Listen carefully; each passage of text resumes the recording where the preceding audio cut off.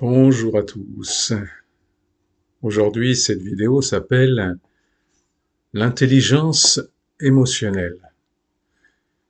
Ce titre m'est venu car je vois à quel point la plupart d'entre nous ne savons pas quoi faire avec nos émotions. Et souvent, on va faire prendre des décisions ou s'arranger avec nos émotions d'une manière qui n'est pas juste. Donc l'intelligence émotionnelle, c'est vraiment de reconnaître l'utilité indispensable des émotions dans le chemin spirituel. Ce n'est pas un handicap, les émotions, c'est un passage obligé pour voir exactement ce que nous avons rejeté, ce que nous avons refoulé à l'intérieur de nous. Donc les émotions vont être là pour nous rappeler ce qui n'est pas bien réglé entre nous, ce qui n'est pas mis à jour et accepté et aimé, bien sûr. Donc les émotions, ce sont tout simplement des perturbations émotionnelles, physiques, dans les relations humaines, ou pourquoi pas dans nos relations avec nous-mêmes aussi, bien sûr. Donc ces émotions, il va falloir déjà comprendre que de ne pas nier l'émotion, c'est-à-dire de ne pas croire, de ne pas la remettre de côté pour que justement elle puisse prendre toute sa place. Et si vraiment on apprend déjà à, à accepter ces émotions, à leur laisser prendre toute leur place, croyez-moi, par mon expérience, elles vont en prendre beaucoup, beaucoup, beaucoup de place. Ce qui est tout à fait normal. Alors, suivant bien sûr notre chemin de vie, suivant si nous avons, si nous sommes venus sur Terre sur la pointe des pieds, ou si nous y sommes venus avec confiance, solidité et amour, et évidemment, le chemin avec les émotions ne sera pas le même. Mais l'important, de toute façon, c'est de comprendre qu'elles ont une importance capitale, les émotions, dans un chemin spirituel et dans un chemin psychologique. Alors, le but, c'est déjà de ne pas non plus être l'esclave de ces émotions. Elles sont là pour nous informer. Elles sont pas là pour diriger notre vie. Donc, toute émotion qui vient, elle doit être observée avec distance, mais sans la rejeter, sans vouloir l'édulcorer, j'allais dire, c'est-à-dire la minimiser, hein, la mettre comme on dirigerait un chien, si vous voulez, avec une laisse. Non, elle doit prendre toute sa place, l'émotion. Alors après, bah, on a peut-être besoin de se retirer, on a peut-être besoin d'aller dormir, d'aller se reposer, d'aller méditer, pourquoi pas, au contraire, bien sûr, hein. Car des fois dans la relation instantanée avec l'autre, on ne peut pas arriver à gérer ses émotions. Je n'aime pas tellement le mot gérer, car il ne s'agit pas de les gérer, mais plutôt d'avoir une intelligence émotionnelle, c'est-à-dire qu'est-ce que cette émotion a à me dire et qu'est-ce qui est juste que je fasse avec cette émotion, sans en être l'esclave et sans la refouler. C'est là où l'intelligence est indispensable. L'intelligence de l'observateur, l'intelligence qui va voir le sens de l'émotion et le sens de notre histoire, tout simplement, de où elle vient cette émotion. Elle n'a souvent rien à voir avec la situation du moment. Elle est une réminiscence de notre histoire, une réminiscence de notre enfance, pourquoi pas une réminiscence des vies antérieures ou d'une génération, d'une émotion transgénérationnelle, pourquoi pas. L'important, c'est cette intelligence nous permet de l'observer, de ne pas intervenir, j'allais dire, dans cette émotion, hein, juste de la disséquer, j'allais dire, c'est-à-dire de voir de où elle peut venir, quel sens elle a. Et elle ne peut pas être d'aujourd'hui, l'émotion. L'émotion d'aujourd'hui n'est toujours que des choses que nous avons refusées, des choses que nous avons niées. Car la vie est faite comme ça. La vie nous ramènera tous les jours ce que nous n'avons pas réglé. Donc, ne cherchez pas à en vouloir aux autres de créer des émotions chez vous. Au contraire, il faut remercier tous ces gens autour de nous qui nous amènent ces émotions, qui nous amènent à revivre émotionnellement quelque chose que nous n'avons pas digéré, accepté et aimé de notre histoire. Donc, au lieu de passer par le côté victime, le côté rebelle, tout ce que vous voulez, essayez de passer par la gratitude de la vie à travers les personnes que vous rencontrez qui vous refont revivre les émotions que vous n'avez pas acceptées. Donc c'est bien l'intelligence émotionnelle de comprendre à quoi servent les émotions.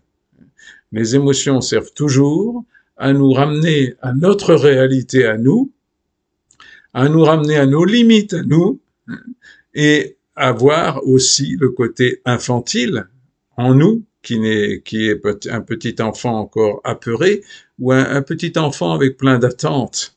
Car bien sûr, les attentes nous font faire n'importe quoi dans la vie. C'est bien parce que nous avons des attentes que nos comportements avec les êtres humains sont très infantiles, c'est-à-dire on ne va pas voir la réalité de ce qu'il y a à voir avec la personne avec qui on est, et donc on va soit la subir, soit essayer de la dominer, soit essayer de la rejeter, l'abandonner, tout ce que vous voulez, la trahir, enfin je ne sais pas.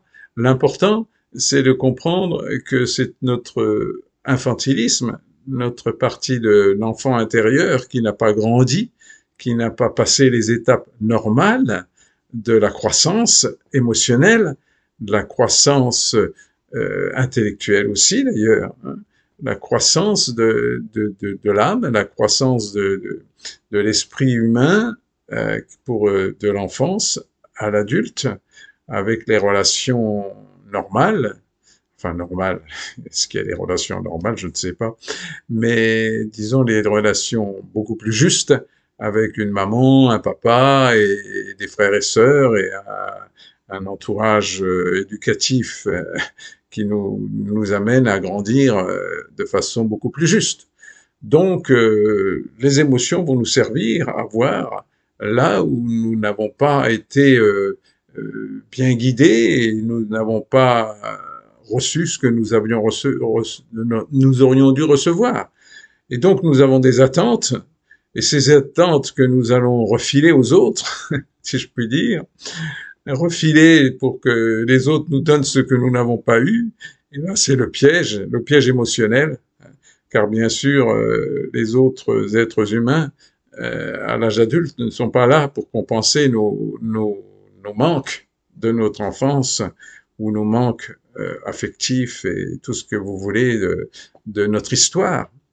Donc c'est bien les émotions qui vont nous permettre de voir là où nous avons encore des besoins, des attentes qui ne sont pas comblées, mais que c'est à nous-mêmes de trouver en nous la maman, le papa, la mère, le père, avec toutes leurs responsabilités à l'intérieur de nous. Il ne s'agit pas donc de notre vrai père, notre vraie mère, il s'agit d'une chose symbolique que nous avons à l'intérieur de nous, une sorte que nous prenons en charge notre âme, notre être, nos émotions, comme une maman, comme un papa, comme un père, comme une mère, pour prendre en charge ce que nous n'avons pas été pris en charge à des moments où ça aurait été utile dans notre construction de l'être.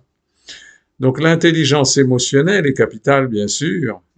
Elle va permettre de revenir à une croissance normale de l'âme, à une croissance normale de l'enfant que nous étions, pour devenir un adulte, mais un adulte qui peut garder sa partie d'enfant, comment dirais-je, créatif, mais pas la partie d'enfant immature qui, elle, a besoin de grandir.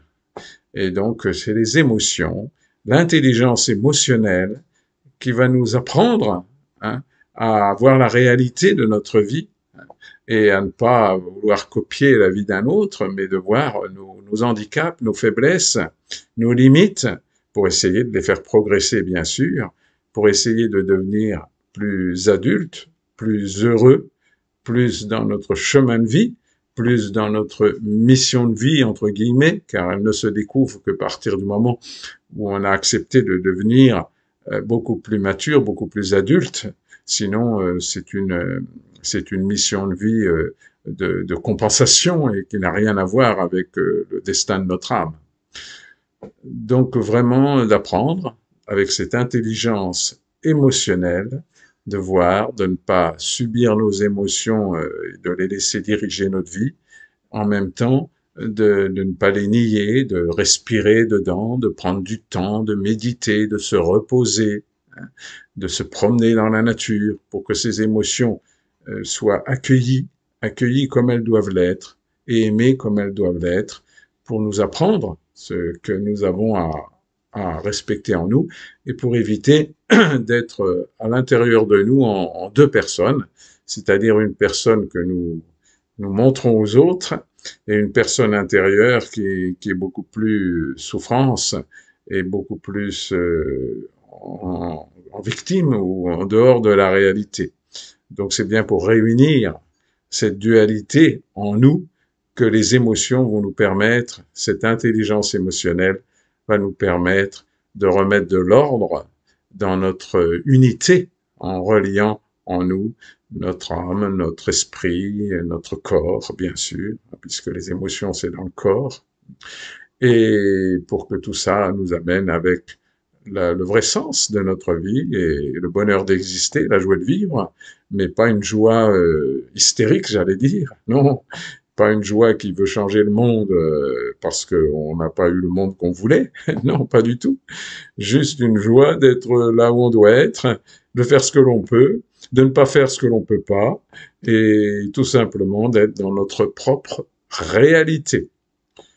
Voilà, ben, j'espère vous aider à comprendre et à m'aider à comprendre ce qu'est l'intelligence émotionnelle pour que vous ne soyez pas ni dans la négation de vos émotions, ni dans l'esclave de vos émotions.